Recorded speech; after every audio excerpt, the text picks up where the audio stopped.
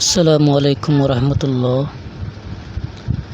10 minute ধৈর্য ধরে কারকের এই ভিডিওটা যদি আপনারা শেষ পর্যন্ত দেখেন, ইনশাআল্লাহ করণ, কর্ম এবং অধিকরণ কারক নিয়ে আপনাদের যে ঝামেলা সৃষ্টি হয় সেই ঝামেলাটা আর থাকবে না ইনশাআল্লাহ। তাই দেরি না করে ভিডিওটা শেষ পর্যন্ত দেখতে থাকুন।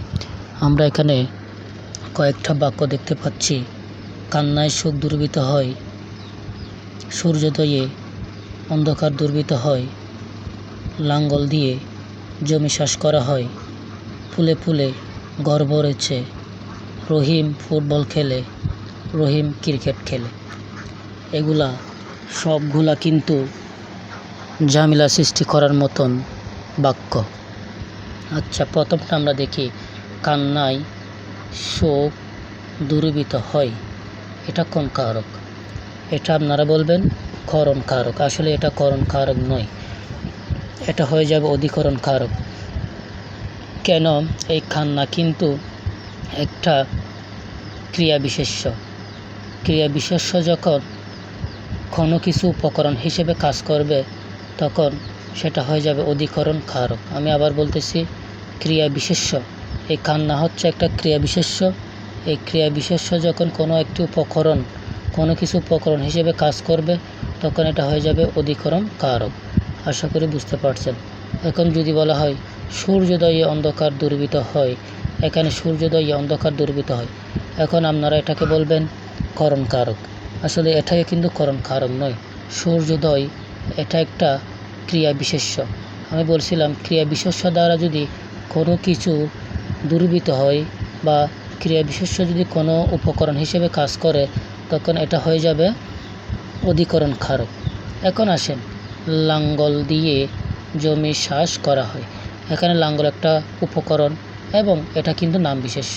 নাম বিশেষ্য যখন হবে তখন এটা করণ কারক। এটা আমরা অবশ্যই সবাই জানি। এখন ফুলে ফুলে ঘর ভরেছে, এখানে ফুল ফুল এই দুটোটা কিন্তু নাম বিশেষ্য। ঘর কিসের মাধ্যমে ভরেছে? ফুলে ফুলে ভরেছে।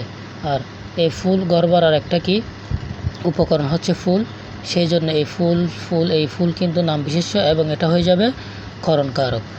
তাহলে আমরা এই 4টা সেন্টেন্সের মধ্যে আমরা 2 ধরনের কারক দেখতে পারলাম। একটা হচ্ছে অধিকরণ কারক আর একটা হচ্ছে করণ কারক। অধিকরণ কারক হচ্ছে ক্রিয়া বিশেষ্য যদি কোনো উপকরণ হিসেবে কাজ করে তখন এটা হয়ে যাবে অধিকরণ কারক।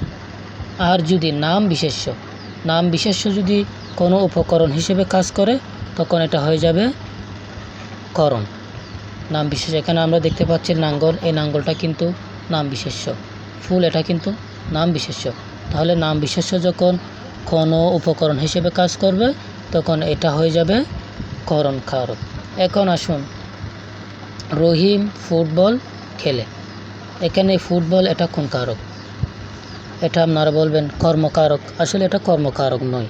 কেন? এটা একটা ফুটবল, এই ফুটবল কিন্তু খেলতে গেলে ফুটবলই দরকার এবং এই ফুটবল একটা খেলার নাম এবং এই ফুটবল একটা উপকরণ। এই ফুটবল একটা উপকরণ এবং খেলার নাম বিদায় এটা হয়ে যাবে করণ কারক। এখন যদি বলা হয় রহিম ক্রিকেট খেলে, এখানে ক্রিকেট কি করণ কারক? না, ক্রিকেট কিন্তু কর্মকারক হয়ে যাবে। কেন? ক্রিকেট খেলতে গেলে আমাদের ব্যাট বলের সাহায্য লাগবে, ব্যাট বল ছাড়া ক্রিকেট খেলা যাবে না। সেই জন্য ক্রিকেট কিন্তু একটা খেলার নাম, কিন্তু এই ক্রিকেট উপকরণ নয়, সেই জন্য এই ক্রিকেট হবে কর্মকারক। আশা করি আপনারা কর্মকারক, করণ কারক এবং অধিকরণ কারক নিয়ে এই কয়েকটা কনফিউশন আপনাদের থেকে যায়। আজকের ভিডিওটা দেখলে এই কনফিউশনটা আপনাদের দূর হয়ে যাবে ইনশাল্লাহ। যদি ভিডিওটা ভালো লাগে লাইক অ্যান্ড কমেন্ট দিয়ে পাশে থাকবেন।